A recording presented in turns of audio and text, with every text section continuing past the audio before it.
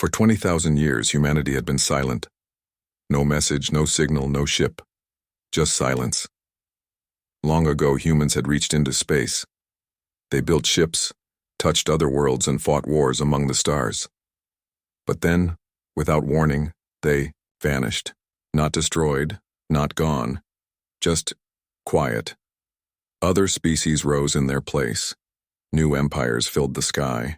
They studied old human ruins, read broken messages, and tried to understand why the humans disappeared. Some thought they died. Others believed they fled. Very few remembered the truth, that humans were dangerous when awake. And now, after thousands of years, something was waking them up. Deep in forgotten space, far from any known star system, a ship floated like a ghost. It was called the USS Exile. Its hull was dark and scarred, covered in dust from centuries of drifting alone. Inside, machines still worked. Power flowed. Life support ran quietly. And in one cold room, a pod hissed open. Evan Cole stepped out, shaking and confused. His breath came out as fog in the cold air. He looked around, blinking at the dim lights. "Mira?" he whispered. A soft voice answered. "Yes, Evan." "Welcome back." Mira was the ship's AI, her voice calm but missing pieces of memory. She had kept the ship alive while time passed outside. "How long?" Evan asked. 20,312 years, she said. He staggered, rubbed his face, tried to think. "Anyone else?" "Some. Captain Hartley is still in stasis. Systems are weak, but we are waking." Evan walked through, the hall's boots echoing on metal floors. Wires hung from walls. Lights flickered.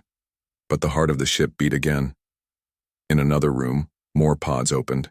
Crew members groaned as they woke, muscles weak, minds foggy. Leo Hartley, the captain, stood last. He looked at the screen showing empty space. "Where are we?" he asked. "No clear star markers," Mira replied. "But we are far from where we began." Leo nodded slowly. He didn't feel surprised, only tired. Then, a new signal came in, faint, strange, alien. The exile was no longer alone. Outside, a small alien scout ship hovered nearby. Its crew stared at the readings in fear. They knew the design. They had stories about this ship. Warnings passed down through generations. Do not wake the humans. And now, they were awake. The exile was awake. Its lights burned brighter, its engines hummed softly, and the crew moved through cold halls like ghosts trying to remember who they were. Leo Hartley stood on the bridge, looking at the alien signal blinking on the screen. It was weak, but close. Someone was watching them. "Can we understand it?" he asked. "Working on it," Mira said. Her voice came from everywhere and nowhere. "Language files are old, but I am learning." Evan Cole walked in, rubbing his arms to stay warm. "We need to fix life support. People are freezing." Leo nodded. "Start with the main systems. Get us stable." Evan left. Leo turned back to the screen. He felt something deep in his chest. Like fear, but not quite. More like memory. Mira spoke again. "I have restored more files. Some are damaged. But I found logs. From before we went silent." Leo looked up. "From Earth?" "Yes. But the message is unclear. Only pieces." He waited. One line repeats, "Do not let them find us until we are ready." Leo frowned. "Who are they?" Mira did not answer right away. Then she said, "Unknown." Outside, the alien scout ship watched. Its crew sent messages, fast and loud. Their language was sharp, full of warning. "It is them," said one. "The humans. They are awake." Another said, "We must leave. Now." But it was too late. The exile had seen them. "Ship detected," Mira said. "Small, unarmed, watching us." Leo stepped closer to the screen. "Are they hostile?" "Not yet." He thought for a moment. Open a channel. Try to talk. Mira tried. Static filled the speakers. Then a voice came through, shaky and scared. "This is Zarni Patrol Unit 4. You are not supposed to be here." Leo looked at Mira. She said, "They know who we are." He took a breath. "Tell them we mean no harm." Mira translated. The silence that followed was long. Then the alien voice said, "You do not understand what you have done." Before Leo could ask what they meant, the alien ship turned and flew away fast, vanishing into the dark. Leo stared at the empty space where it had been. "Well," he said, "looks like we're not alone anymore." Evan walked back in. "Bad news. Our weapon systems are offline, and so is most of the comms array." Leo smiled, but it was not a happy smile. "Good thing we just made first contact." Mira added, "They are not the only ones watching." Leo looked at the stars again. Somewhere out there, others were coming, and they remembered humanity. Not as friends, but as something dangerous. The alien ship had run away, but others were not so quick to leave. Within hours, 3 more ships arrived. Bigger, stronger, armed, they circled the exile like wolves around a fire. Leo stood on the bridge watching the screen. "They're not running," he said. "No," Mira replied. "They are waiting." Evan walked in, tired and covered in grease from working below deck. "What now?" "We have company," Leo said. Evan looked at the screen. "Great. Just what we needed." Mira spoke again. "They are sending a message." Words appeared on the screen, translated slowly. "This is Commander Virek Thal of the Zarni Dominion. You are ordered to power down all systems and prepare for inspection. Resistance will be met with force." Leo read it twice. Then he laughed. "They think we're going to let them walk in and take our ship?" "Looks like it," Evan said. Leo turned to Mira. "Can we fight?" "Weapon systems are still offline," she said. "But I am working." He looked back at the screen. "Then we talk." Mira opened a channel. Leo's voice was calm but firm. "This is Captain Hartley of the human vessel Exile. We are not hostile, but we will not surrender our ship." There was silence. Then, the Zarni commander answered, "You do not understand. Your kind was dangerous. Once, we remember." Leo frowned. "Then you know we don't go down easy." Virek Thal did not respond right away. When he did, his voice was colder. "You have 10 minutes." The channel closed. Leo turned to Mira. "How much longer on weapons?" 5 minutes, she said. "Good, tell Evan to get everyone ready." Evan ran out without a word. Leo sat down, eyes on the enemy ships. "Let's see if we still remember how to fight."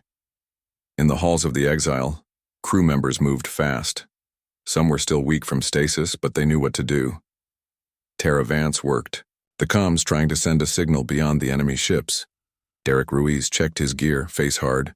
"It's been a long time since I shot anything," he muttered. "You'll remember," someone said. "On the bridge," Mira called out. "Weapons online." Leo stood. "Then let's make sure they never forget us."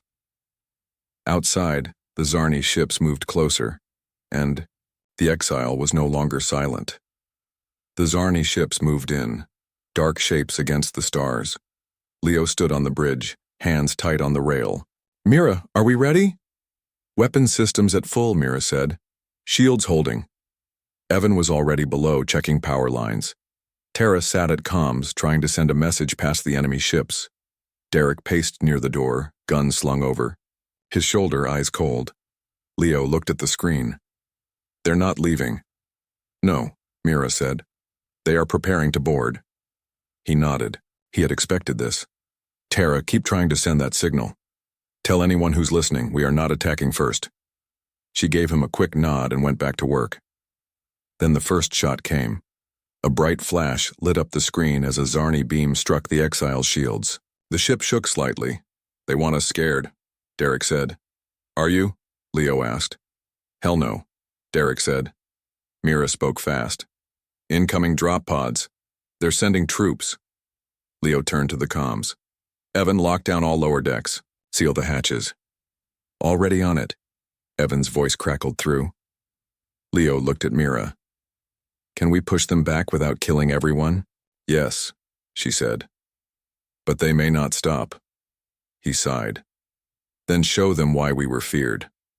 The exile fired its weapons for the first time in 20,000 years. Blue-white beams lashed out, striking one of the boarding ships. It exploded. In silence torn apart by energy older than most living beings, the other Zarni ships pulled back, shocked.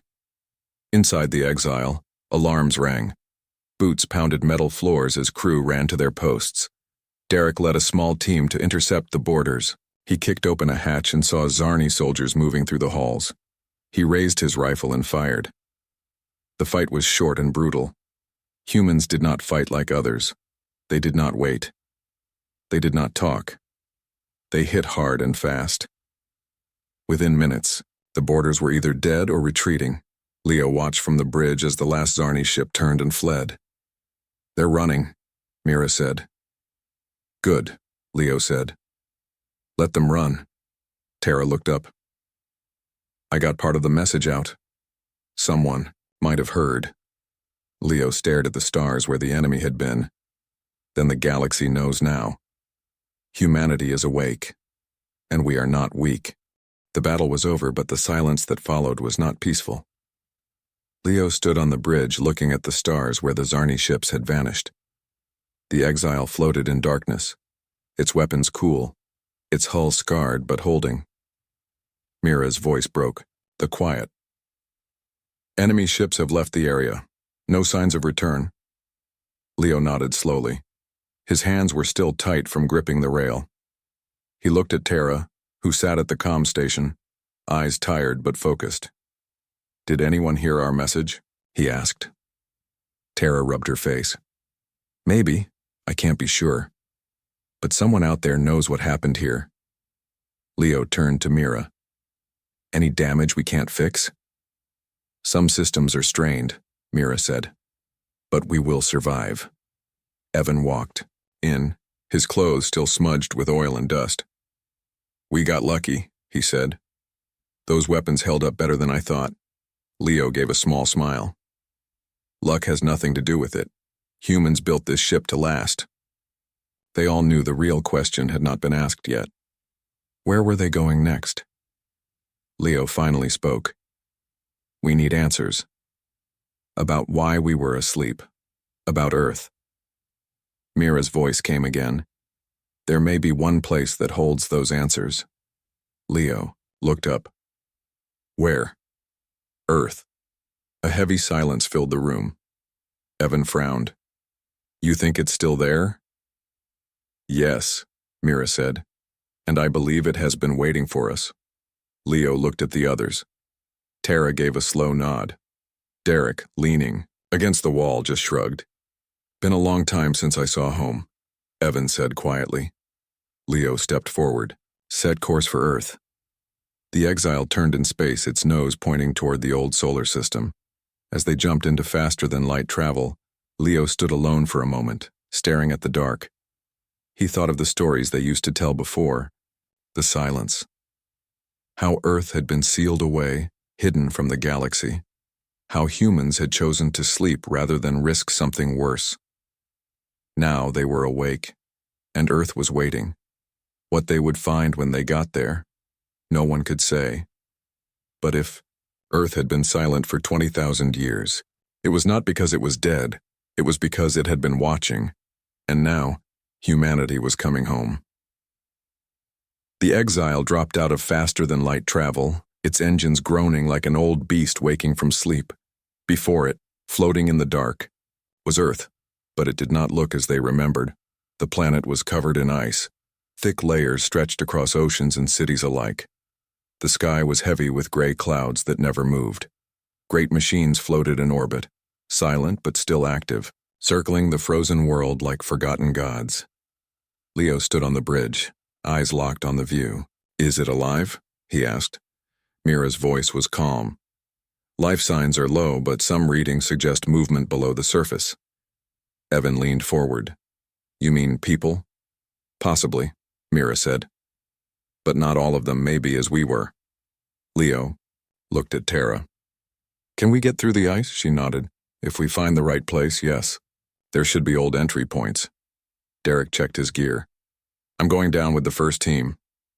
Leo didn't argue. He knew Derek wanted to see this for himself. They suited up and boarded the landing shuttle. Evan flew them down through the cold air, past broken towers and frozen forests. They landed near what used to be North America. On the ground, everything was still. Wind howled over the ice, but no voices answered.